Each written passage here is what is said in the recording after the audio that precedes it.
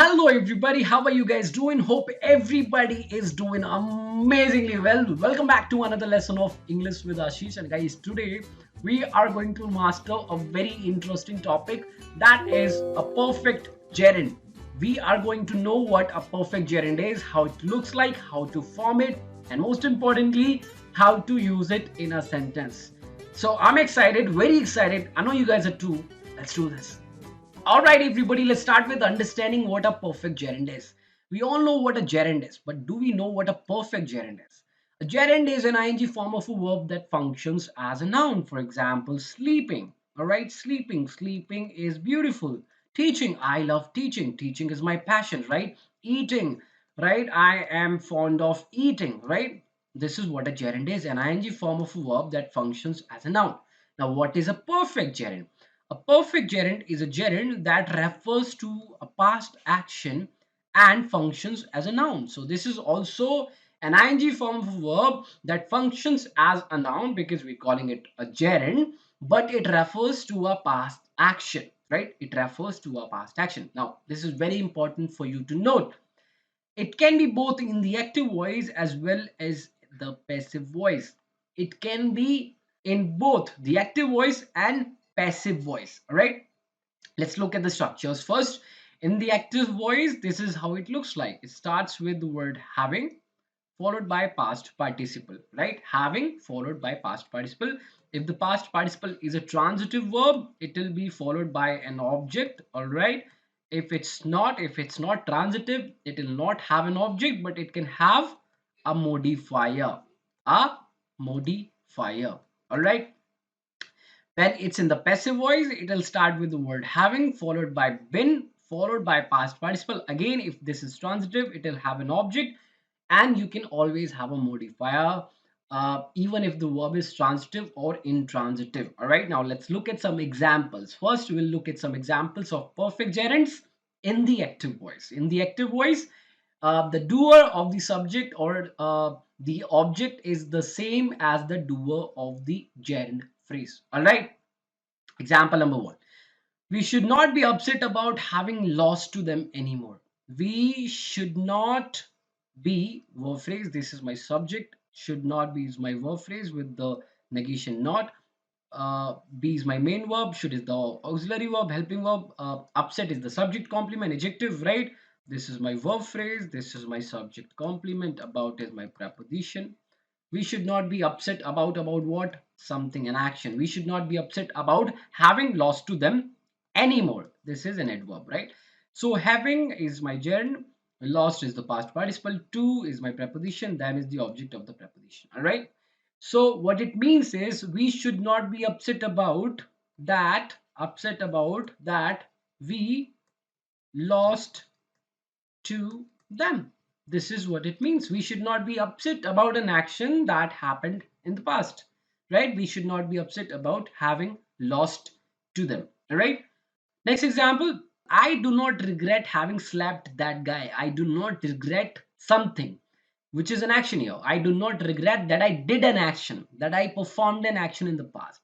So I is my subject, do not regret is the verb phrase, I is the subject, do not regret is the verb phrase, do is the helping verb, regret is the main verb, not is the negation here, right? I do not regret what? This action.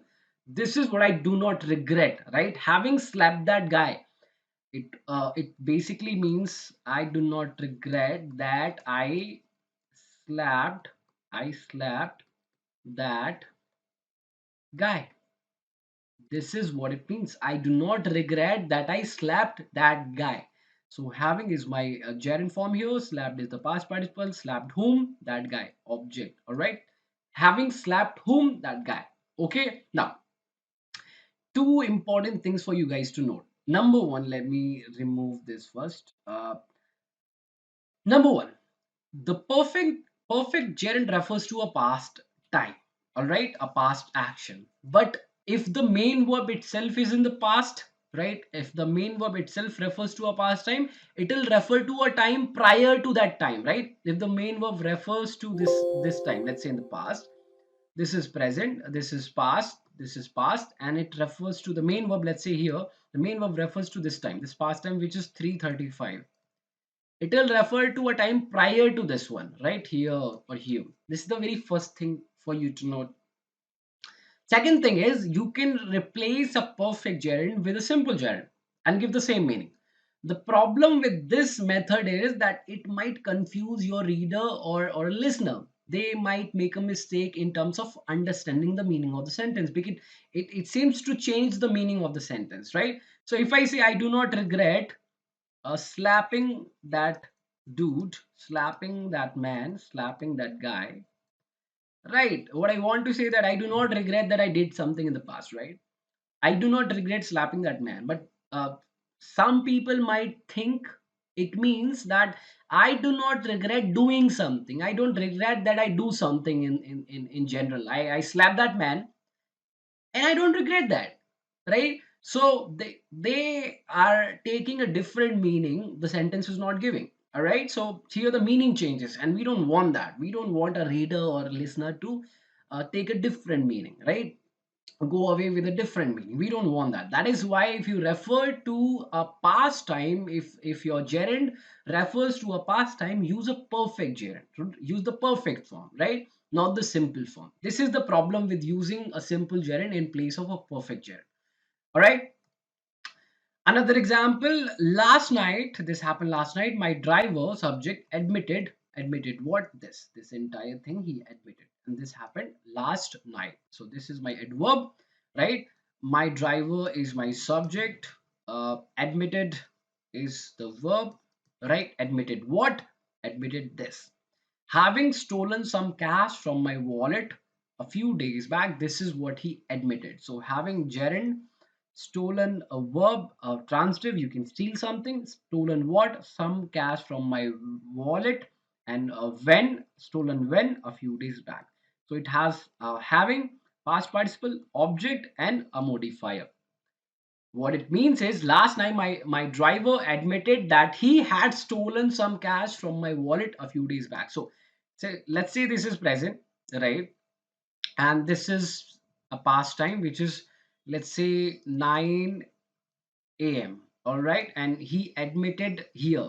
He This is the time where he performed the action of admitting. All right, he admitted something here in the past, right? Now, he admitted something, he admitted an action which he performed prior to this time, maybe here, a few days back to this particular time, right?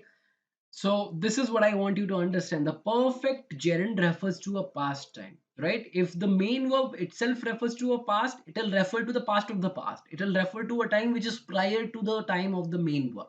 Okay, this is very important to note. I can replace this with a simple gerund as well. I can say, last night my driver admitted stealing some cash from my wallet a few days back. But don't do that. When you have a certain tool for a certain situation, use that tool. Okay, now let's look at some examples of perfect gerunds in the passive form. All right, the man, okay, my bad, the man subject denied verb, denied what? This is what he denied, right? Object of the verb denied. The man is my subject, denied is my verb. Denied what? Having been beaten in the jail. This is in the passive voice. Here the subject or any other thing is not going to perform the action. It's going to receive the action. We use the passive voice when we want to focus on the receiver of the action, not the doer, the subject of the action. All right. So the man denied what? That he received an action in the past, that somebody did something to him in the past. Having been beaten by somebody in the jail, this is what he denied. It basically means the man denied that he was beaten by somebody in the jail. This is what it means. All right, he was beaten by somebody in the jail. He received the action. Here he did not perform the action because this is in the passive voice. The gerund is in the passive voice. The man denied having been beaten in the jail. We can use a simple gerund as well. The man denied being beaten in the jail, being beaten by somebody in the jail. I can say that as well. The man denied being beaten in the jail. All right. Another example, I regret having been sent to the new office. I is the subject, regret is the verb, regret is the verb. I regret what? I regret this. I regret that this happened to me.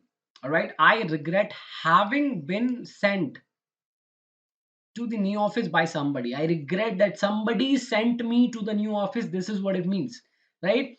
So I regret an action that I received. I regret having been sent to the new office. So I can use a simple form of gerund as well.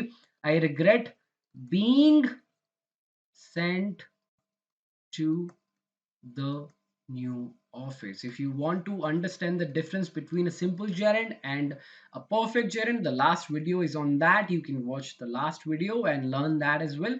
We have a website post on that too. You can refer to my website www.englishwithashish.com and learn all these topics, right? Simple and advanced.